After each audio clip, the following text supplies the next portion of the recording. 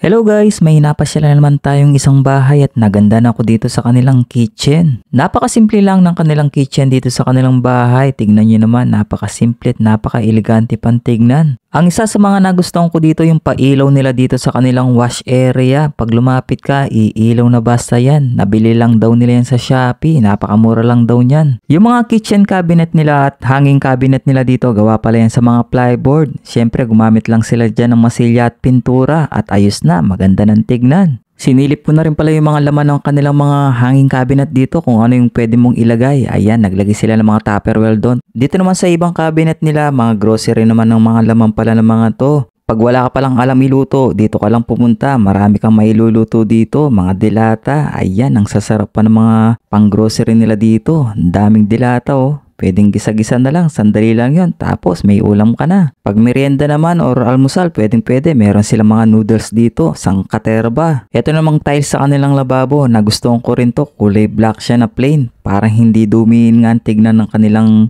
kitchen dito, malinis tignan. Nag-check na rin ako dito kung anong laman ng mga drawer nila dito. Ay, mga baso pala yung mga nandito. Yung iba naman, anong laman nito? Baka chichirya, meron din pala mga chichirya dito. Kung nagugutom ka sa mga chichirya, ayan, marami din pala sila dito. Ang nagustuhan ko pa dito sa kitchen cabinet nila, talagang matibay yung pagkakagawa ng mga to. Tapos yung gilid ng kanilang lababo, yung stainless pa, yan o, nakikita yung sa gilid niya. Stainless yung pagkakagawa, ang gandang tignan. Ang sabi ng may-ari ng kitchen na to, yung nagastos nila sa mga kitchen cabinet at hanging cabinet nila is nasa 20,000 pesos. All in na daw yung kasama na yung labor. Hindi na masama, di ba? Napakaganda ng pagkakagawa. Kung mapapansin nyo, maraming klase ng mga kitchen cabinet na ngayon na naglalabasan sa mga Facebook or sa mga YouTube. Yung iba, aluminum naman yung mga kitchen cabinet nila. Yung iba naman, gustong-gusto pa rin yung mga dati katulad nito, yung mga kahoy na plyboard. Kahit na sinasabi nilang inaani ito, pang matagalan na rin kasi ito eh. Depende na lang sa pag-aalaga talaga. Kayo mga kababs, ano sa tingin nyo? Mas maganda ba yung mga ganitong klase ng mga kitchen cabinet or yung mga bago ngayon na mga parang aluminum na siya dating? Paki-comment na rin po kung taga saan kayo para alam ko kung hanggang saan naabot itong video natin. At syempre, wag mo na rin kalimutan mag-follow sa aking Facebook page at sa aking YouTube channel naman, mag-subscribe na lang po kayo ha. Para lagi kayong updated sa mga ganitong klase ng vlog natin. Baka naman magustuhan nyo yung ganitong klase ng mga kitchen, pwede nyo yung gayahin, di ba? Napakasimple lang. Kung mapapansin natin yung mga ibang bahay ngayon, yung mga kitchen nila, merong mga table sa gitna. Doon sila naghihiwa ng mga gulay or mga karne pag nagluluto. Yung iba naman, naglalagay pa sila ng mga bar table.